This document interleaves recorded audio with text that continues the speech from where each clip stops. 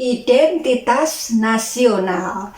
Identitas nasional berasal dari dua suku kata, yaitu identitas dan nasional. Identitas merupakan suatu ciri atau karakteristik tertentu atau karena kekhasan tertentu yang membedakan sesuatu hal yang satu dengan sesuatu hal yang lainnya. Sedangkan nasional itu berasal dari kata nation yang berarti bangsa, yang menunjukkan kesatuan sosiokultural tertentu yang memiliki pandangan, cita-cita, tujuan, dan ideologi bersama. Jadi dengan demikian, identitas nasional bisa dikatakan sebagai suatu ciri yang dimiliki oleh suatu bangsa yang membedakan bangsa tersebut dengan bangsa yang lainnya. Nah, pada kesempatan kali ini kita akan mengkaji tentang identitas nasional.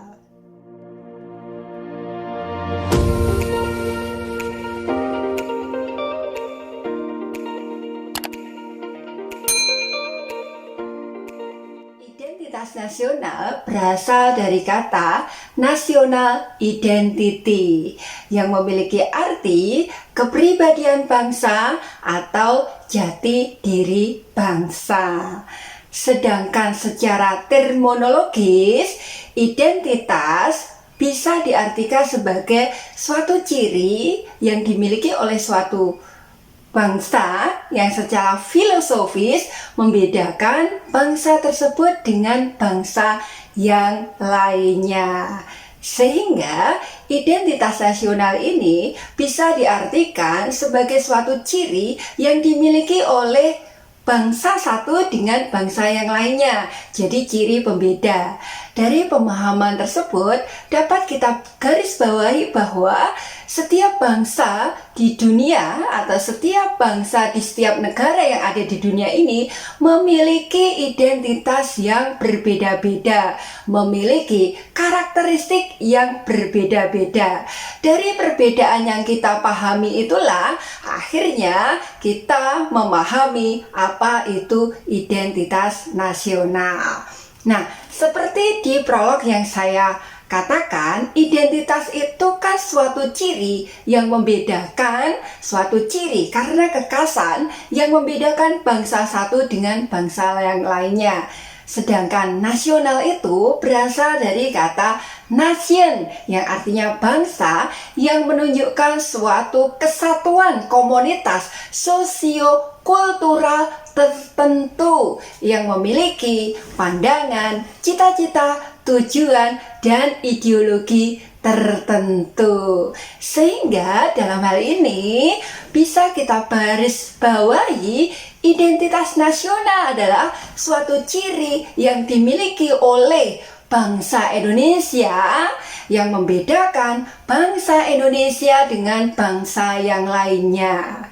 Nah, ciri-ciri apa yang bisa membedakan bangsa Indonesia dengan bangsa yang lainnya?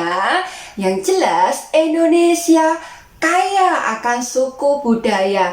Indonesia kaya akan adanya agama yang beragam yang diakui oleh negara melalui Pancasila dan Undang-Undang Dasar 1945.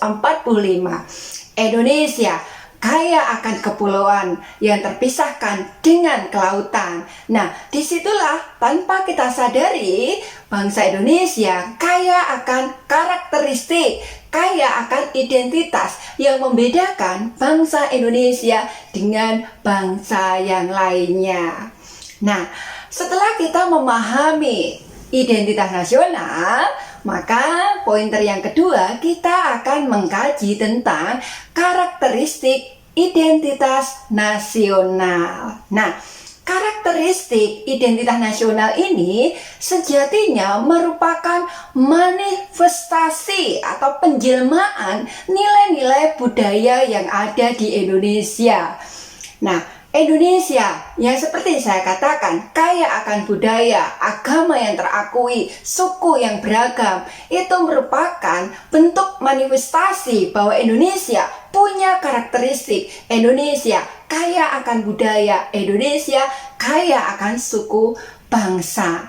Nah, dari karakteristik atau manifestasi dari budaya bangsa Indonesia inilah yang sejatinya mencerminkan identitas nasional.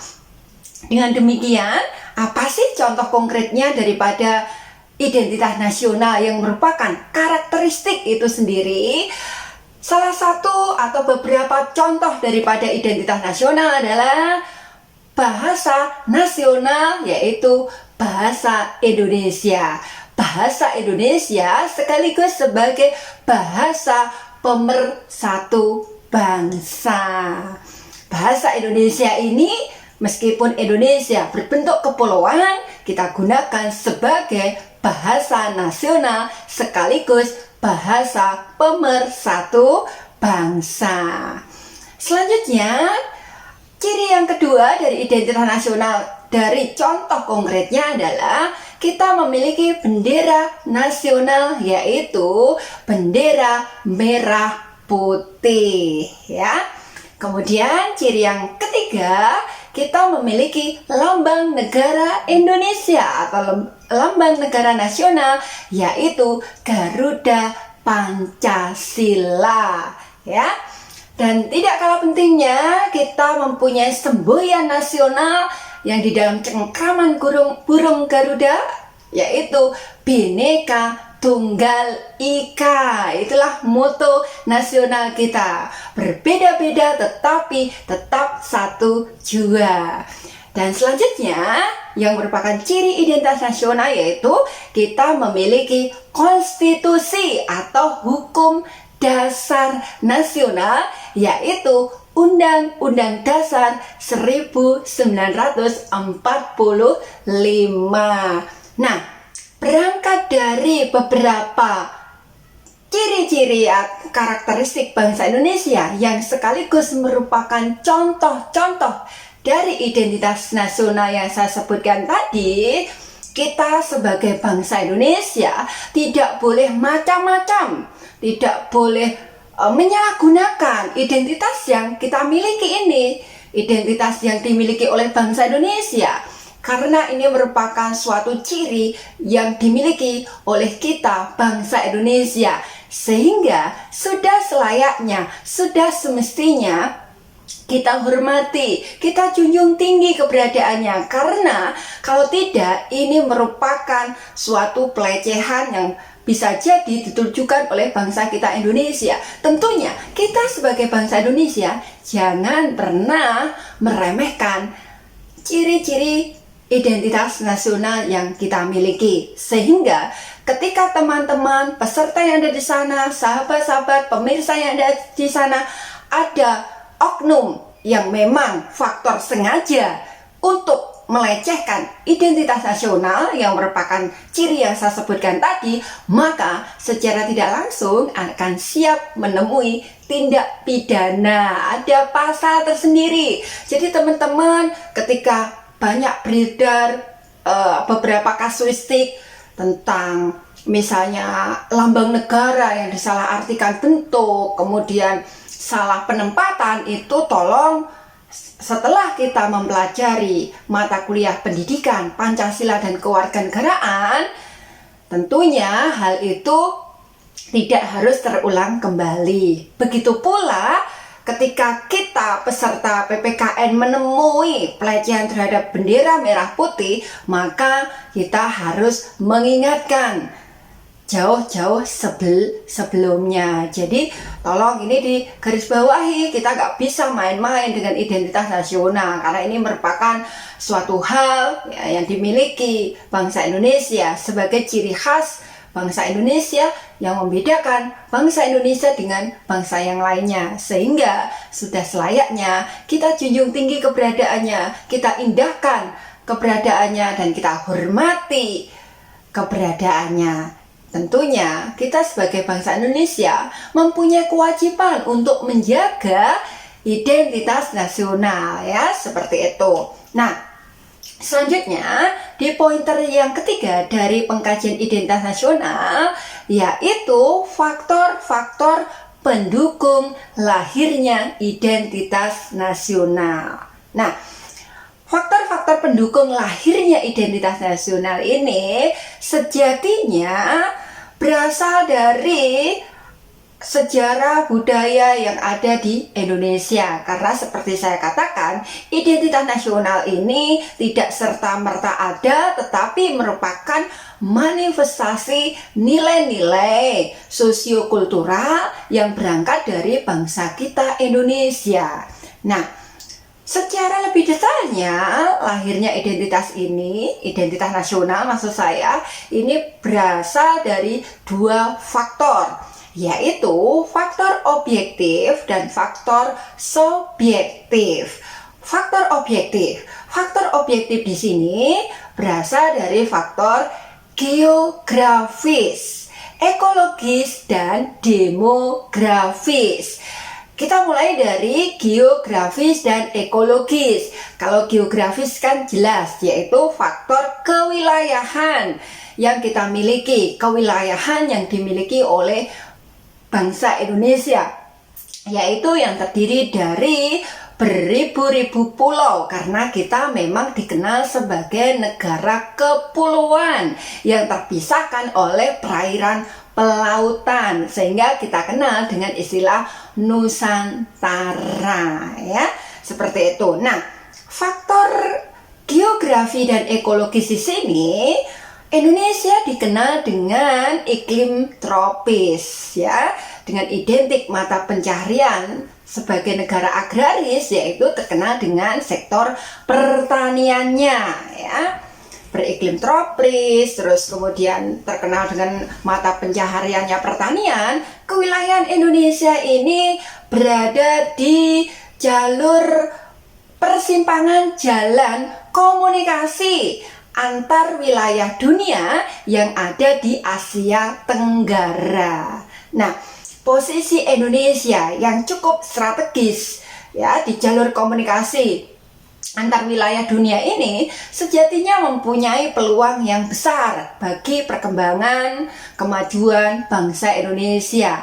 Oleh sebab itu, Indonesia yang notabene-nya adalah negara kepulauan yang berprospek dalam sirkulasi perdagangan dunia, sudah semestinya kita harus tetap menjaga nilai identitas nasional yang kita miliki sebagai simbol pembeda bangsa Indonesia dengan bangsa yang lainnya. Ya, harapan saya, ya, kita semua bangsa Indonesia tidak luntur akan pemahaman identitas nasional kita sebagai bangsa Indonesia. Meskipun kita sudah melakukan interaksi, meskipun kita sudah melakukan pergaulan dalam hal perdagangan, kerjasama, dan lain sebagainya dengan bangsa-bangsa lainnya, dengan tetap memegang karakteristik bangsa Indonesia sebagai nilai identitas nasional yang perlu kita kawal dan kita jaga bersama. Nah, selanjutnya setelah faktor geografis dan ekologis, kondisi konteks kewilayahan dan kondisi lingkungan Indonesia yang sedemikian rupa yang lebih menguntungkan, ya, istilahnya kita melakukan interaksi dengan luar negeri dengan tetap mengawal, menjaga lingkungan geografis dan lingkungan alam yang kita miliki, atau notabene-nya adalah kewilayahan Indonesia yang perlu kita kawal kelestarian alamnya, tentunya seperti itu. Nah, selanjutnya adalah faktor demografi. Faktor demografi di sini adalah faktor kependudukan.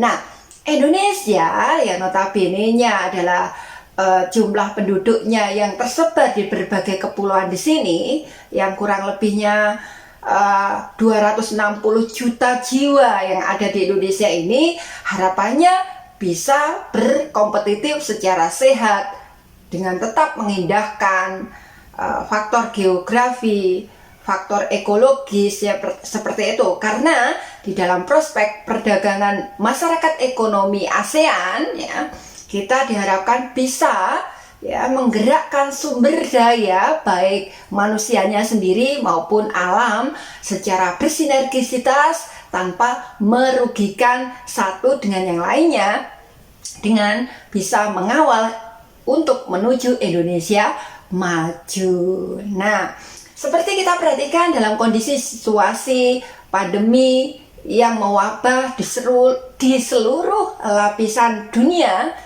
di berbagai negara tanpa kecuali di Indonesia, seperti yang akhir-akhir ini digaungkan oleh Presiden Joko Widodo, bahwasanya generasi muda saatnya untuk come back to nature, artinya kembali ke alam, sehingga prospek untuk menjadi petani saatnya untuk digalakkan. Saya setuju kalau generasi muda sekarang mencintai dunia pertanian, karena seperti yang saya katakan di awal tadi atau di pertengahan, Indonesia dikenal dengan negara tropis dengan mata pencaharian sebagai negara agraris yang identik dengan sektor pertaniannya.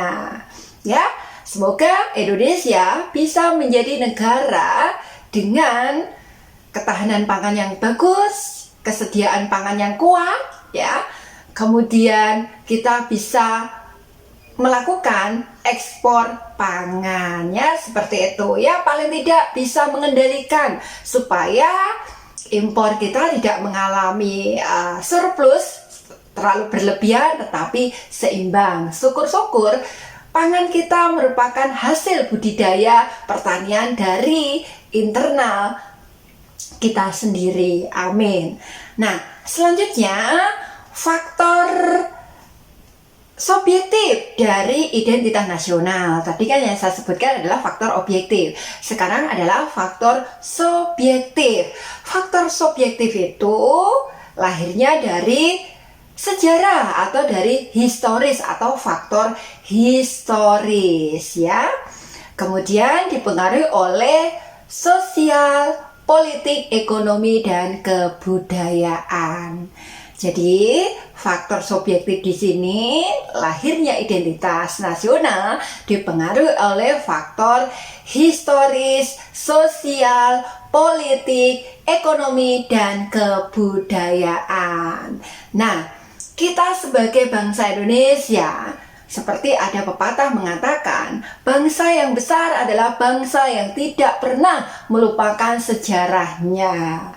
Ya, sejarah ini sebagai pematik kita untuk bisa menjadi bangsa Indonesia yang besar, yang kuat. Artinya menjadi bangsa Indonesia yang maju pesat, yang berkembang pesat, tetapi tetap menghargai faktor sejarah, ya. Kita bisa tersenyum lebar karena kemerdekaan yang sudah diperoleh bangsa Indonesia, yaitu sejak 17 Agustus 1945. Nah, sekarang tugas kita adalah mempertahankan bangsa Indonesia. Perlu kita ketahui bersama adalah merebut dengan mempertahankan sejatinya lebih sulit mempertahankan daripada merebut itu sendiri. Dalam hal ini adalah merebut kemerdekaan. Seperti yang sering saya jelaskan di kelas, ya. Dari tahun ke tahun usia kemerdekaan kita semakin bertambah. Di saat itu pula ujian rasa nasionalisme bangsa Indonesia secara logika akan bertambah ujiannya. Karena apa? Setiap generasi ke generasi, ya, akan sulit untuk menengok sejarah kalau kita tidak berusaha benar-benar mencintai bangsa Indonesia atau mencintai negeri ini. Karena setiap generasi itu berbeda tahapannya, ya. Kalau generasi 45-an gitu, ya, rasa cinta tanah airnya sudah pasti tidak perlu diragukan. Nasionalismenya tinggi karena proses darah, proses bambu runcing melawan penjajah dan seterusnya, ya, melalui proses penjajahan Belanda, Jepang, ya. Ya, itu melalui proses yang panjang, otomatis beliau-beliau yang luhur saat merebut kemerdekaan bangsa Indonesia atau merebut Indonesia merdeka, ini bukan suatu perkara yang mudah, ya, seperti itu. Begitupun kita sebagai generasi bangsa penerus sudah selayaknya, sudah semestinya menghargai arti perjuangan para pahlawan yang mendahului kita sebelumnya dengan menjaga Indonesia. Arti menjaga di sini, kita mampu mengisi kemerdekaan ini dengan hal-hal yang positif. ya. Positif itu salah satunya dengan topik pembahasan kita kali ini, paling tidak bisa menjaga identitas nasional, tidak melecehkan lambang negara, tidak melecehkan bendera nasional, ya, dan lain sebagainya yang masuk kategori identitas nasional. Ya, begitulah perjuangan para pahlawan sebelumnya yang telah memerdekakan bangsa Indonesia. Apa sih salahnya untuk mencintai bangsa Indonesia ini dengan tulus? Gak ada yang salah. Kita ditakdirkan lahir di Indonesia itu di luar kehendak kita, tapi bukan berarti kita semau kita, ya, seperti itu, ya. Saran saya, cintai negeri ini dengan setulus hati kita, dengan pengabdian kita, dengan melakukan yang terbaik yang bisa kita lakukan buat bangsa dan negeri ini. Nah, dari pembahasan identitas nasional yang saya awali dengan pengertian identitas nasional, kemudian karakteristik, sampai kita memahami ciri-ciri atau contoh-contoh di dalam identitas nasional, sampai faktor-faktor penyulut lahirnya identitas nasional yang sekiranya bisa jadi penjelasan yang cukup lugas dan ringkas ini memberikan pemahaman kepada teman-teman tentang arti pentingnya kita mencintai identitas nasional yang dimiliki oleh bangsa Indonesia.